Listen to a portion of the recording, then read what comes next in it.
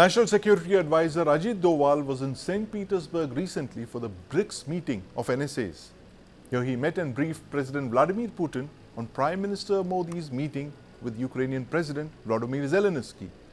Now the BRICS grouping, that's Brazil, Russia, India, China and South Africa, will hold a summit in Kazan between the 22nd and 24th of October this year. The 16th BRICS summit is going to be one of the biggest photo ops of 2024. Prime Minister Modi will share the stage with President Vladimir Putin and President Xi Jinping. Now the BRICS was founded by Brazil, Russia, India and China in 2006. It has since expanded to include South Africa, Iran, Egypt, Ethiopia and the UAE. And there's a queue of countries like Saudi Arabia, Azerbaijan, Malaysia and even a NATO member country, Turkey, that have applied to join. Why is BRICS 2024 so important? Will it be more of a photo op or will there be some tangible outcomes? Can Russia mediate between India and China, for instance?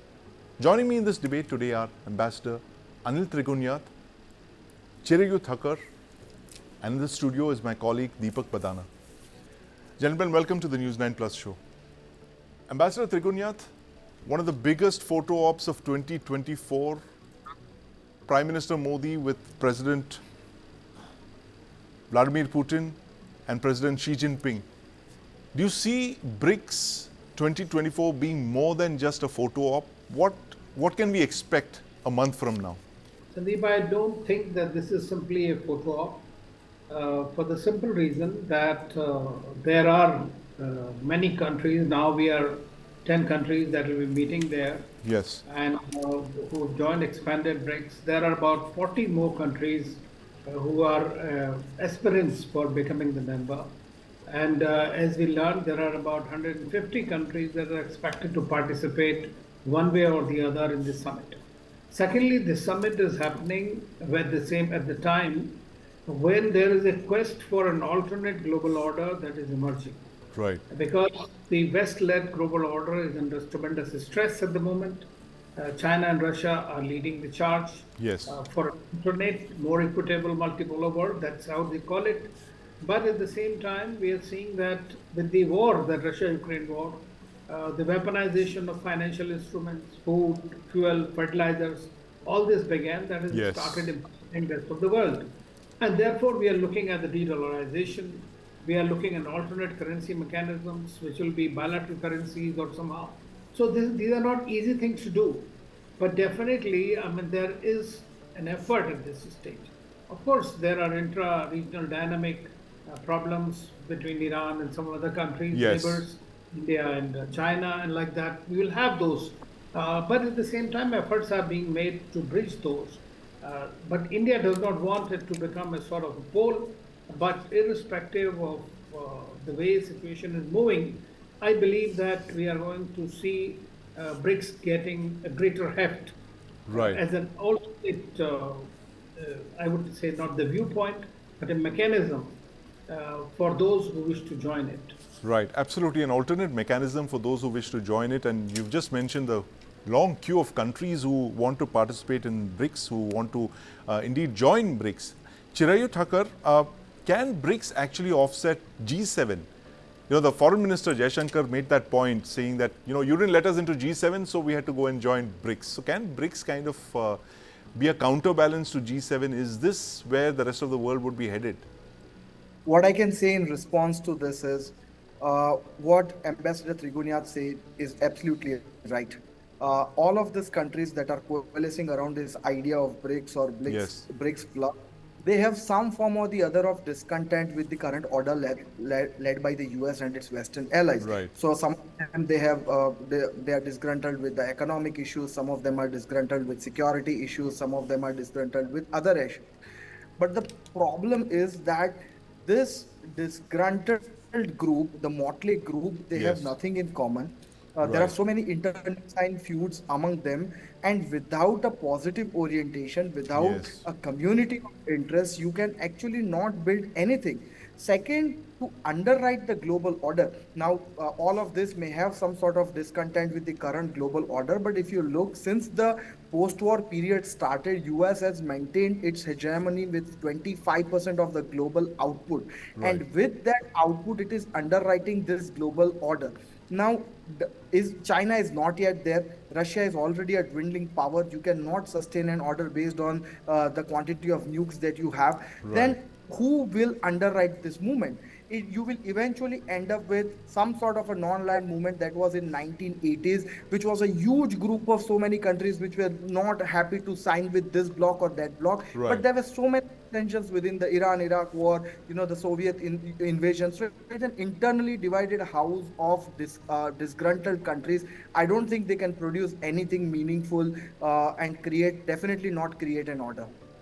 Well, Ambassador Trigunayat, do you agree with that? The fact that BRICS is just, a motley group of disgruntled countries who just, who have their own contradictions and, they can't go very far. It's just going to be a NAM plus.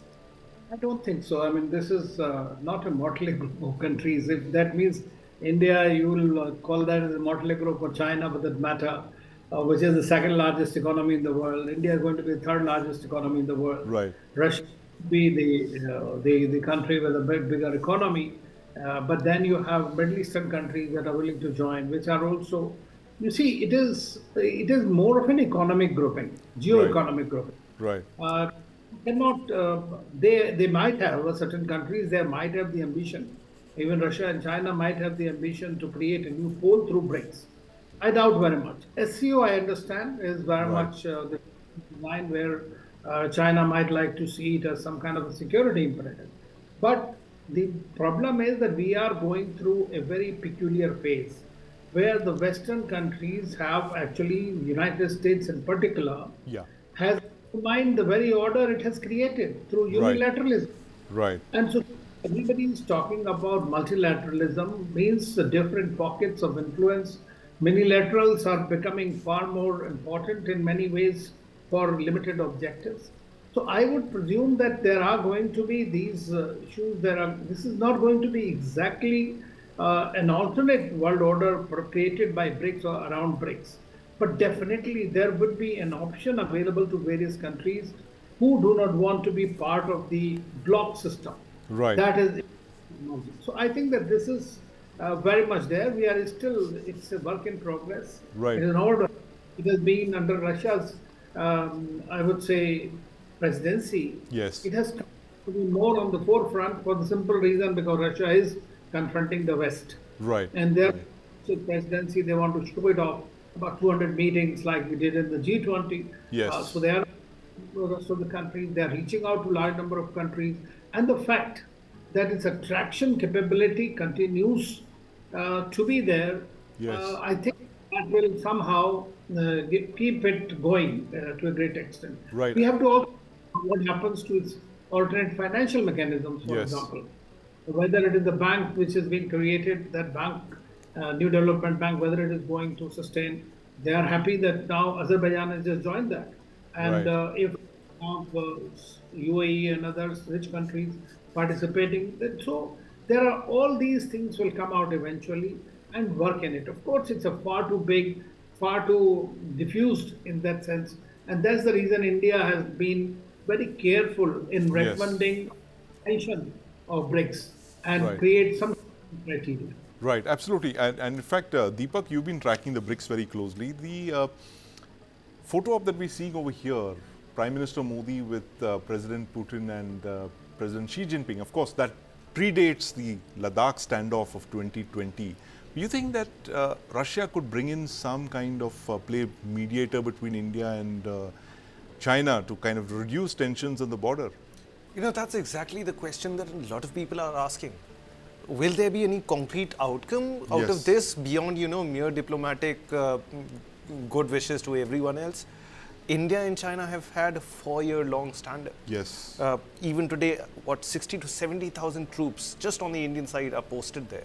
And I imagine an equal number of Chinese troops. The Chinese are now stationing their 5th-generation fighters on the border with India. So the question for everyone is, and honestly, I don't have an answer.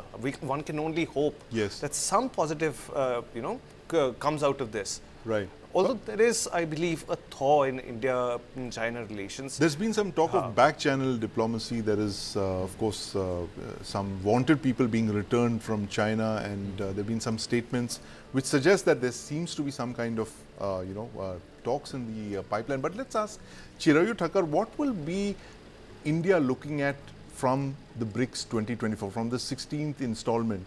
What would India really want to see as deliverables from Kazan?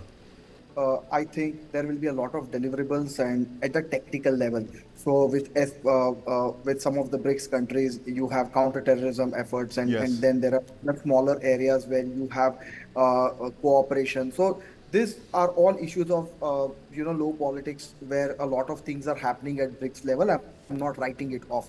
So that is surely one area where India would be looking for at concrete deliverables. Second, as BRICS grows in number, its diplomatic clout also grows. I'm not denying that. So far as China is concerned, I think Russia can be a good interlocutor, but I don't see any need for anyone to play that role. And here I would like to point something. Again, this is my reading of the situation and I might be entirely wrong. But given the brazen disregard on part of Washington for India's interest in its neighborhood, and I think it poses this kind of diplomacy that US played in Bangladesh. It poses a threat to both India and China. And if China shows a little bit of accommodation on India side, it doesn't approach India with the same level of hubris that we see on the other side, this neo-imperialist attitude. I think India and China can have tactical cooperation in so many places. And this thaw that you are seeing on the economic side, be it giving market access to Chinese EVs or accepting the round tripping of Chinese capital through Singapore, overlooking a lot of these things, the swap of individuals that you talked about. I think it's a sign of thaw. And if just China gives its lust for this uninhabitable land on that Himalayan region, I think more chances of cooperation and thaw are possible. Although I would say it's tactical in nature, at a political level, both of them would remain adversaries and foes and contenders for the top positions in the new world order. But there can be tactical cooperation. Yes, there can be technical cooperation. In fact, Chirayu, that one line that you used, the lust for uninhabitable land that you used, it reminds me of what a former Prime Minister once said in Parliament, where he said not a blade of grass grows there, just, but fortunately, Deepak, you have a lot of hair on your head. I was going to point otherwise if you didn't. But Ambassador Trigunayat, the point that Chirayu made, the fact that Russia could possibly play interlocutor between China and India just to get tempers down and possibly get the Chinese to, dial down their hubris a bit. Are these, achievable outcomes given the kind of pressure that Xi Jinping is on the domestic economy and, of course, the need to be the strong man, the Asian dictator?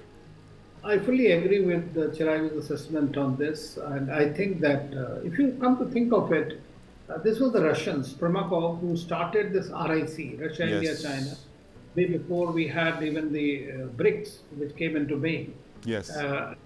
They have always been working on this, and till today, Russia is uncomfortable seeing the difficult relationship between India and China. And therefore, time they try to, while maintain excellent relations with India and strategic collaboration and partnership with China, because of their global issues that they are facing currently, I think that Russia continues to make an effort to bring the two together for a dialogue. If you remember, after Galwan, we had our foreign ministers go to Russia, where they met the Chinese counterparts.